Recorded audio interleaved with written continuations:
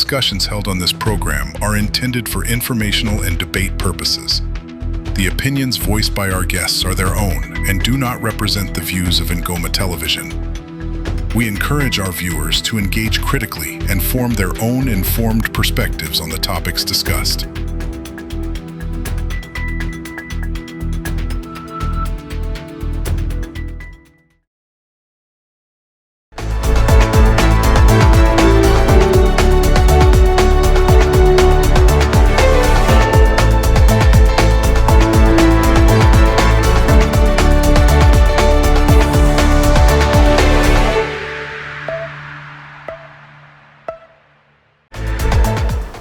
Hello and welcome to Open Mic Conversation. This is a show that bridges the gap between leadership and the general republic. And you're joined by me, CHANDA KAELA, who drives you from the hour of 20 up until the hour of 20:45. All right. On a sad note, today we got a notice that one of Zambia's former vice presidents, who was Dr. Guy Scott, has passed on about a few hours ago, and it's quite unfortunate as Ingoma TV were paying tribute to the family as well as the nation. May his soul continue resting in peace. As we all know, Guy Scott was one of the people that showed humility, and that was part of the leadership under Dr. Michael Chilufya-Sata. And his passing is surely not something that is taken lightly, because this is a fall for a country or for the nation. So as Ingoma TV, we pay our respect and we're saying, may his soul continue resting in peace.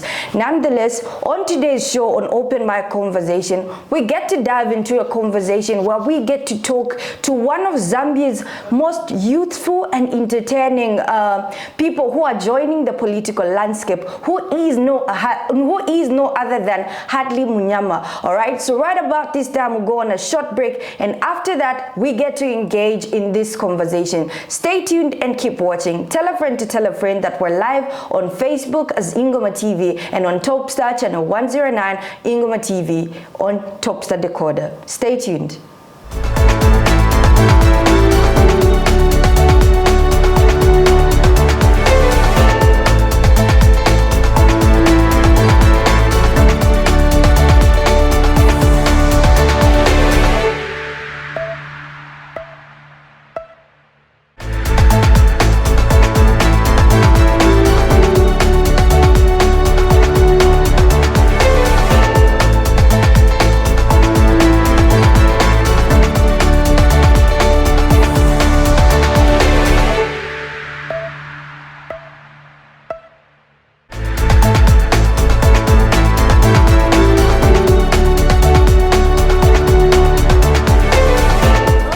One of the few moments where we all have a voice.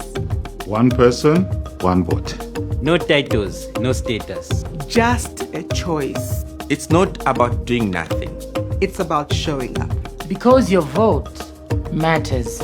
It's easy. It's important. It's ours. Count me in. Count me in. Count me in. In a world shaped by voices, difficult conversations can no longer be avoided. Leaders must be transparent. The people want to listen. The people want answers. Hi, my name is CHANDA KAELA, and I bring you Open Mic Conversation, a show that bridges the gap between leadership and the general public.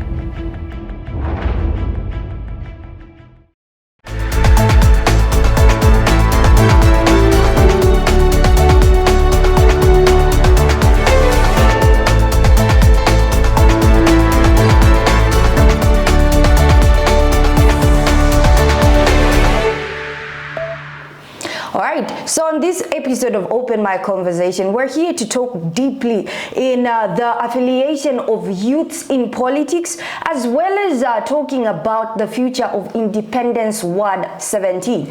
So Independence Ward 17, for some people that do not know what Independence Ward 17 is, these are some of the places that fall under Independence Ward.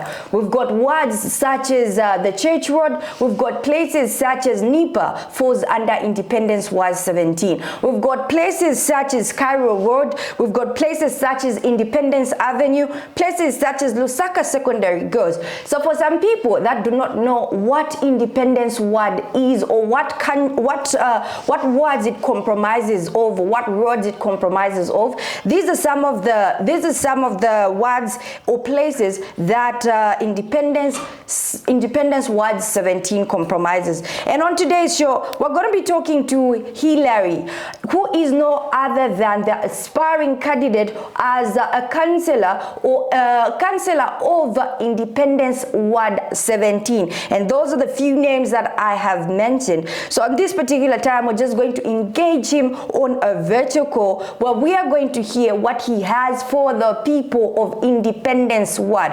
All right, so right about now we go on a short break, and once we're back on the short break, we get connected. Stay tuned and keep watching.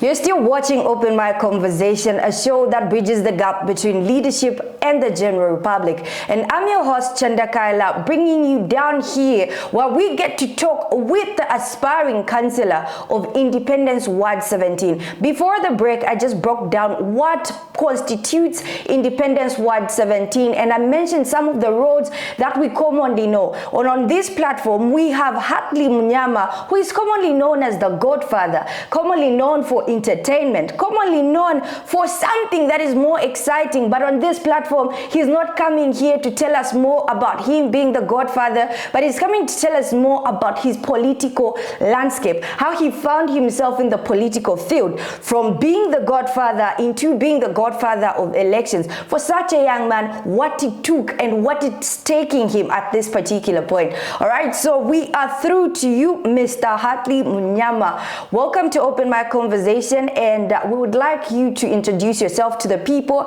that probably know you as the Godfather, but in this particular point, you're introducing yourself as the councillor or as the aspiring councillor of Independence Ward 17. The floor is yours. Yes, good evening. Good evening, thank you. Yeah, so maybe to the viewers, evening. My name is Hartley Munyama, popularly known as the Godfather. I'm a 26-year-old entrepreneur, founder of Godfather Events, and the proud son of Independence Ward 17, which is under Lusaka Sector constituency. Yeah, that's just a brief intro of who I am, and I'm sure you'll get to know more about me and my political ambitions as we dive into the conversation. All right, so I bet there are certain people that are wondering how you found yourself affiliated into politics at a very young age. All right, for somebody who's deep rooted in the entertainment industry, what made you shift from being into the entertainment industry into jumping into the atmosphere of politics? Yeah, so for me, basically, it's not contesting for this position because I really want to put the people of my ward first. I want to put the interests of my ward first to the world, you know. Politics has become too polarized, you know. So for me, I want to make sure to work with any government or institution that delivers results for our people. And, you know, the drive basically away from the entertainment and into politics is basically because of my loyalty to the residents of my ward and not to any other person. So this allows me to focus purely on service delivery and community development. Interesting. When we talk about loyalty, a lot of people have been complaining. A lot of people are complaining to say, once these people are elected into power, that tone or that conversation about loyalty simply changes. What is the guarantee that you are not going to change? What is the guarantee that the loyalty that you speak about really does belong to the people in Independence Ward 17? Yeah, so basically for me, my assurance is this, for somebody to be loyal to their people, or for them to be for people not to really go through, or for them to complain, because it's a common norm of candidates. Once they're elected into power, they are nowhere to be seen. What we need is present candidates or present leaders. I'm putting myself there as the present leader, and I'll be loyal to my people. I will not run away. Why? Because I live, I eat, I feed from the streets of Independence Ward. I belong here. The problem is, majority of the times, we end up putting leaders in power, leaders that don't even stay or live or belong to certain communities. Imagine you vote for a candidate that doesn't even stay in our ward. They stay in Kawata, or they stay in Woodlands, they stay very far. How do you expect them to be present whenever there is a problem? For me, who stays in my ward, even in the night, the community knows me. I can even go door-to-door campaign in the night because they're conversant with me. They know me. So, I'm creating a relationship with the community itself. That's why I'm utilizing more door-to-door and peer-to-peer campaigns than having rallies where they're just masses. So I'm getting to know people are getting to know me, and I'm assuring them that I'll be a present MP. And, I've got a lot to lose. You get what I'm saying? I'm just a youth. And if I disappoint my people now, how am I going to come back in 2031 when I'm vying for, member of parliament? How are people going to vote for me if I ditch them and run away from them? All right, that is interesting. I like the fact that you've spoken about being somebody within the same ward. All right, so one of the interesting factors that I would point out is that when we look at NIPA is also part of Independence Ward 17, and we're talking about that area that constitutes of. We have an area that they sell things such as cups and all that stuff. That has been a general concern from different people that has been raised. What is your plan about that? Do you have any plans regarding that, or maybe you've chosen to maybe avoid that? Okay, maybe if I can give a background for people that are not from the ward itself, or people that might belong to the ward but do not know how the place is run or organized. Are you able to get me? Yes, I'm getting you. Yeah, so that area where those cups operate, most people call it no man's land because it belongs to council. Yeah. So the biggest problem there is council. So we've not really tried, but we've taken the time to engage the youths that operate, because the youths there have been operating for, I think, it's almost a decade now. And, governments have changed, leaders have changed, and nothing has been done about that place. So a lot of youths go to that place, and a lot of parents have complained about that place. So here are the two complaints, really, that are causing a problem for that place. There's the issue of the people operating there having no licenses, liquor licenses, and toilets. So the only solution that we and me and my team have realized to sort out that situation is, we need to develop that place. As long as that place is it will continue being dormant and bare land and having no engagement with those people, that problem will continue to be there. So we've engaged those people, we've come up into a dialogue that once we're elected into power, who will engage them, who will tell them to go through the right processes to get their licenses, for them to go through all the health channels that they have to go through, Then we'll eradicate that place, put proper structures, designate them. If they have to open proper liquor stores away from the community, we will do that, but we'll engage them and make sure we empower them so that they're able to operate legally allowed businesses and avoid destroying the community. Interesting. All right. I like the fact that you still want to include the people in as much as you want to find a solution, or in as much as you are bringing out the solution, you still want to include those people. All right. So out of all the slogans, you choose Youth Na Vision. What makes you so sure that the people out there, what makes you so sure that, what should make the people out there so sure that indeed this young youth that we are putting out there indeed has a vision for his people? Sorry? We want to know about the vision that you have for the people of Independence Avenue. What are some of the things that should justify that indeed? Because you have chosen a very interesting slogan. Your slogan is Youth Na Vision. So we want to find out. And the people from Independence Ward are probably watching. There's some people who are coming from the same ward. So we want to find out, what vision are you bringing to the people of Independence Ward 17? What is your vision? So my vision basically is, I can start by saying this, our ward, or the ward where I'm coming from, it's basically populated by a lot of youths and women. Why am I saying this is, it's got one of the 4 biggest universities in the country. We've got NIPA, which is the National Institute of Public Administration, a university I belong to.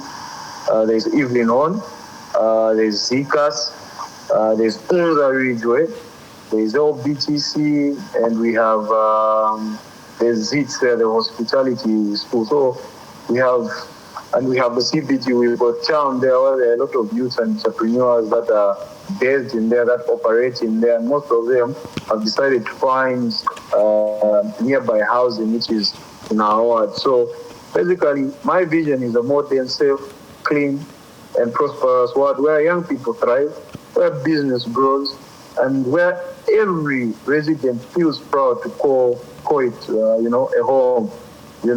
We're trying to have better roads, functional drainages, reliable street lighting, improved sanitation, and, real economic opportunities for the youth. Not just opportunities that we just say by the mouth as leaders, but we want it to be accessible. The last 5 years it's been difficult for young entrepreneurs or the youths of our world to access CGF. CGF was increased by 40 million now, and there are very few youths who can point at and say that they accessed any support through that. We want our students to be able to access CGF based bursaries, so that they can continue to go to school. The government has, made free education a policy or into law now. And, even universities want to make sure that students not drop out of school or engage in two vices. When we've got CGF that's just seated and can, empower the students through CGF bursaries.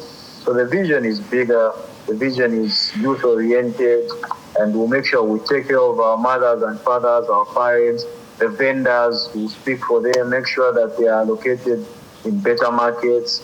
And, the vendor process has to be done properly. We'll make sure we work with the mayor that will be there, the MP that will be there, so that we can deal with the situation of vendors properly, respectfully, being mindful that those people that are operating in those streets, they are our mothers, they are our fathers, they are our brothers, and they are also, citizens and they're the majority of the voters. So with their help, we'll make sure we make our wards a better ward.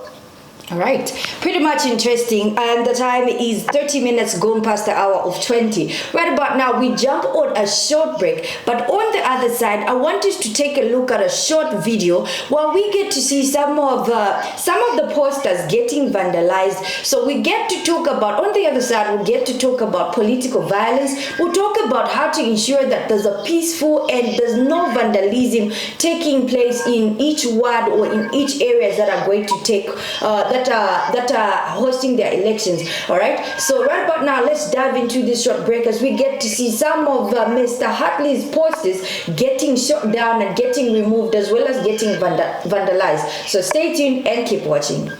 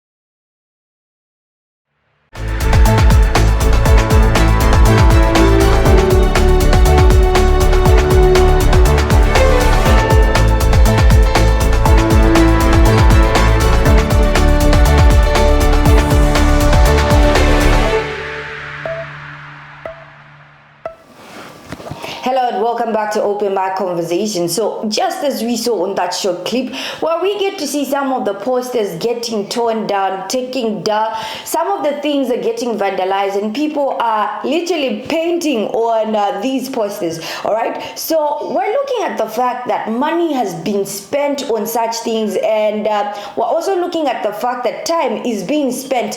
So what have you done to ensure that there's a peaceful election in your ward? What have you done? Because we're now seeing that cadres are fighting, cadres are beating each other. We heard just a few days ago that a man was brutally beaten by some cadres because he was playing a campaign song for another party. So what have you been doing as an aspiring candidate of a ward? What have you been doing to ensure that your ward has a peaceful and fair election? And what systems or measures have you put in place to ensure that the vandalism that we just saw on the previous videos does not take place again? Yeah, so, it's so unfortunate, when it comes to posters, we spend a lot of money, and, looking at how we've been trying to push for resources, me and my team, you can understand that youth, but, it's pocket money. We don't have any sponsors, and we're spending a lot of money, posters and just movements, logistics. So it really pains when you go on the street and find people have vandalized, they've removed, So all I can say is, in my ward, I would love to commend, the police. The police has been there. I don't think there are any scenes of violence. Even us, our supporters, we're making sure we're urging them that they shouldn't engage in any violent act. They shouldn't be used. Our message to all the youth is do not be used. Do not be used by any political party. Do not be used by any politician to cause violence. Let those politicians that are trying to use our fellow youth, let them use their own children.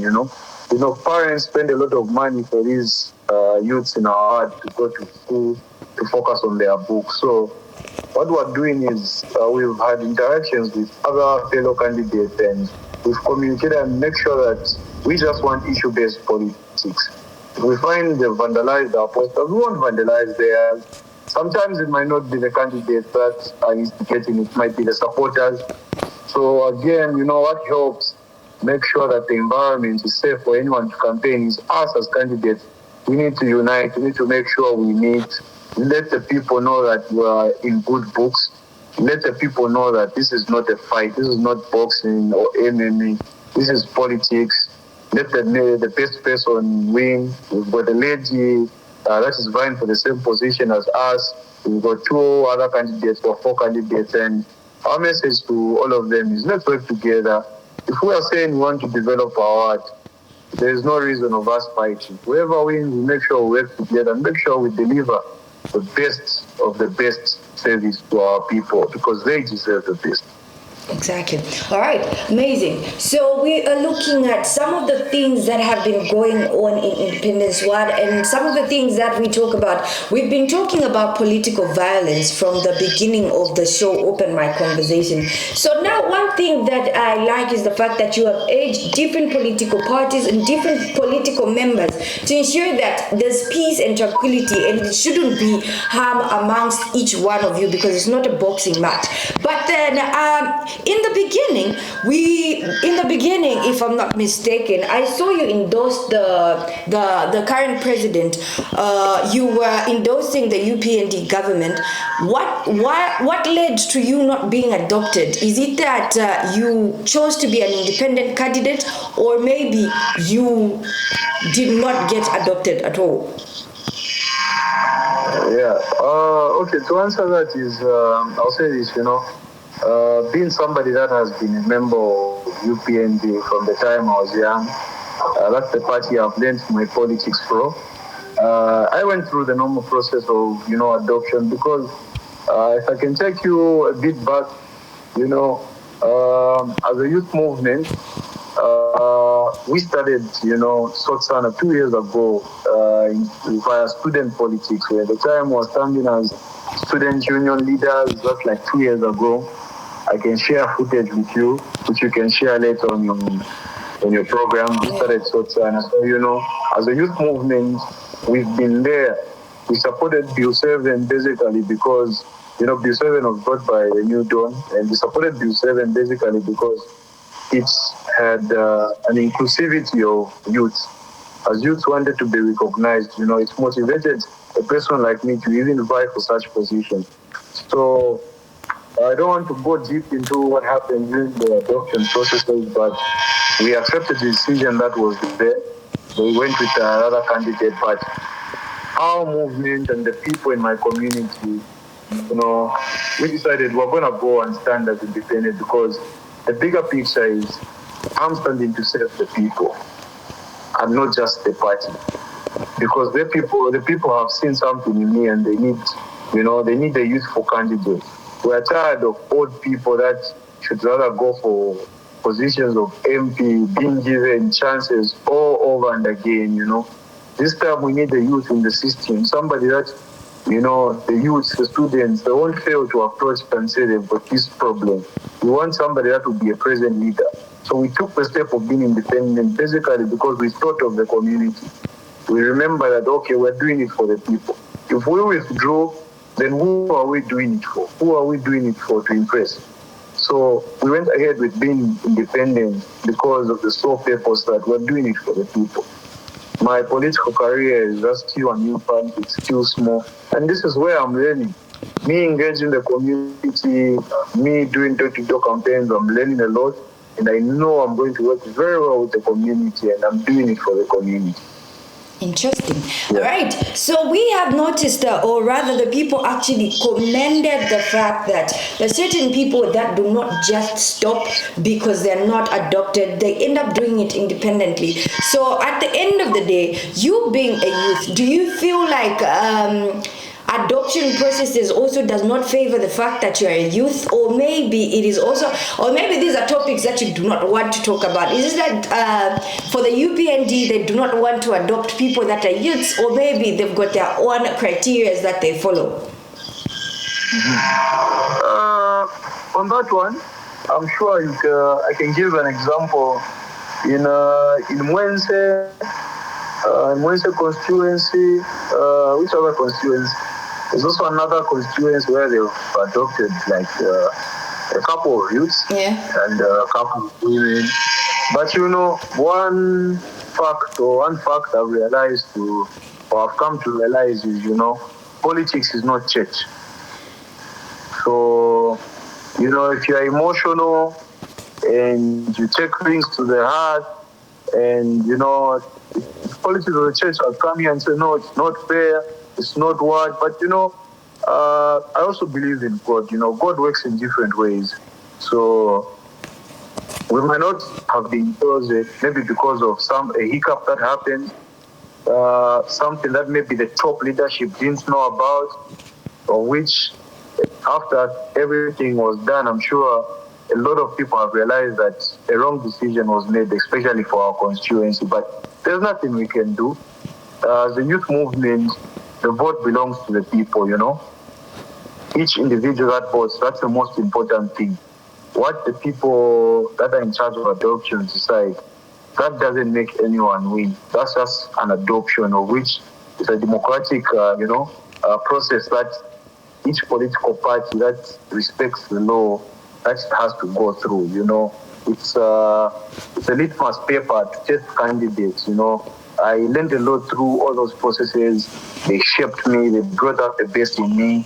I did well in the primaries, and I and my team knew that we got it. But I do not want to go into the details because I do not have rights to talk about the political party because of the fact that we are standing independent. I still respect them, and it's a conversation of another day. For now, our vision is focused. We want to work for the people.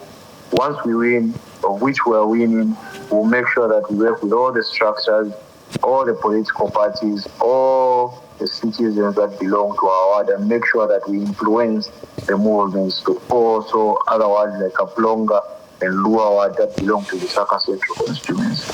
All right, so in less than a minute, I'll fire certain questions. And then I would want you to give me what people should understand. When we talk about Hartley Munyama in leadership, what should people see? Who is he? What type of leader are you, and what values do you believe in? In just a minute. Yes. So as Hartley Munyama, I'm one person that believes in leadership. Leadership is teamwork. I will make sure I work closely with residents, area councillors, leaders, church leaders, government institutions, regardless.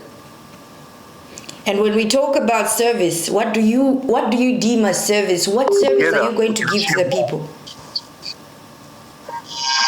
I'll make sure that I'll be present. I'll make sure I bring about services like, ward help desk, a platform that will be accessible online, physically, where each and every, ward member will be able to access. They'll be able to communicate and cut the middle person whenever they want to communicate with their councillor. We'll make sure that we're there in times of emergencies.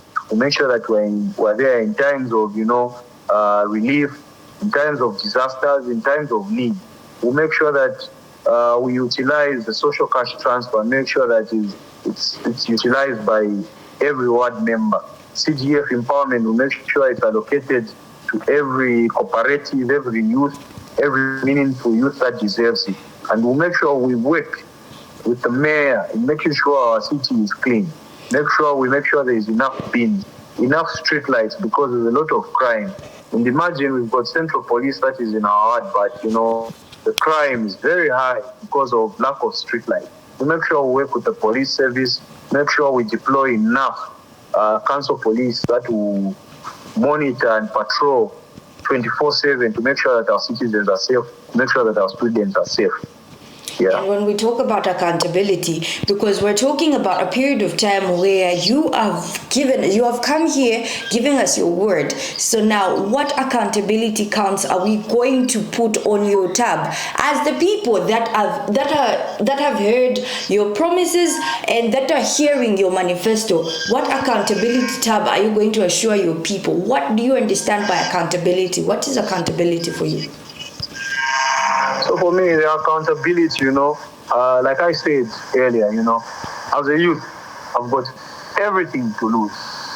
My accountability is I'm assuring people that in our first year of service, should we disappoint the people, then we do not deserve to be in that office. The fact that the people voted for us, they can chuck us out of power.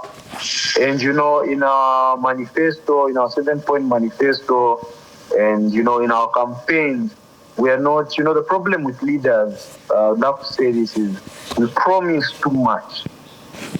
I do not want to promise things that are beyond me, things that the MP is in charge of, or things that the president is in charge of. I will make sure I speak for the people, be there for the people, work with the people. Even in my campaigns, I'm making sure as I do door to door, I'm asking the people, what do they need? From that data, that's when we make sure we utilize and implement the development that these people need. Once we do not do the job within 1 year, or you do not see any form of change, then we deserve to resign.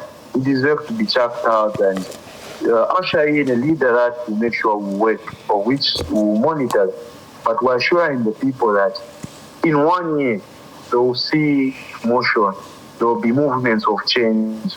There will be movements of, a revolution. And some people say the revolution won't be televised. The revolution in our heart will be televised, even on Ingoma TV, and people will see that there's development that's happening in our heart. Right. Okay, pretty much interesting, but because we are running out of time, Mr. Hartley, I would love for you to speak to that one person because they have been demoralized because they feel like politicians overpromise and underdeliver. I would like you to speak to one candidate from your ward, to that one person that you feel needs to listen to you, that one word that you want to shout out to that person and tell them to say, let me assure you that this is what I'm here to do. Indeed, Nebo Youth Na Vision. I'd like to give you that privilege and speak to those people out there. Yeah, to that special candidate, or let me put you in a bracket of, first-time voters or fellow youths. This is our time. Your vote is your power. Make sure you choose leaders who look like you, understand you, and are ready to work for you. Don't sell your future for short-term gain. Vote for vision, integrity, and real change.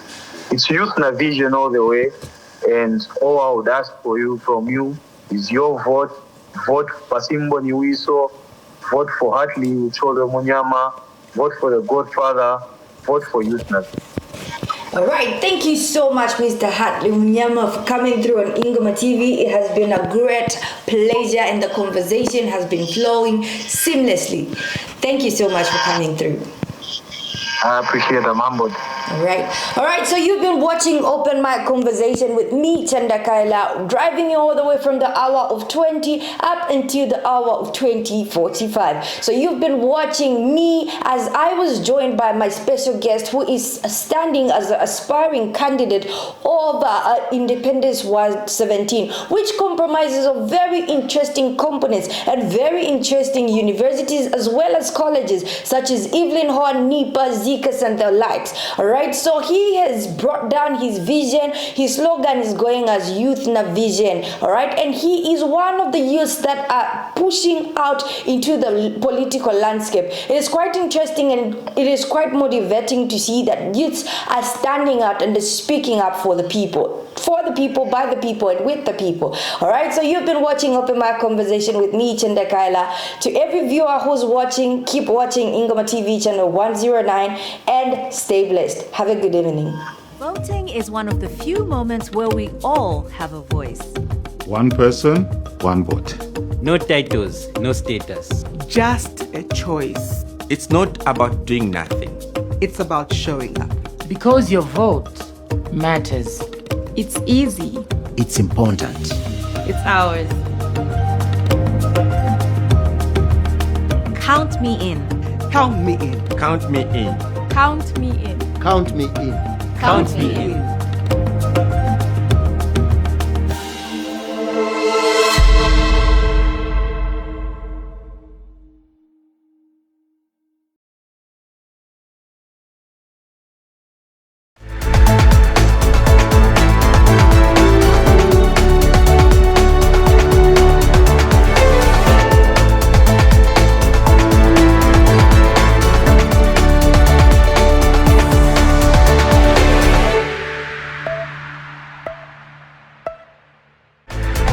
Shaped by voices, difficult conversations can no longer be avoided. Leaders must be transparent. The people want to listen. The people want answers. Hi, my name is CHANDA KAELA and I bring you Open Mic Conversation, a show that bridges the gap between leadership and the general public.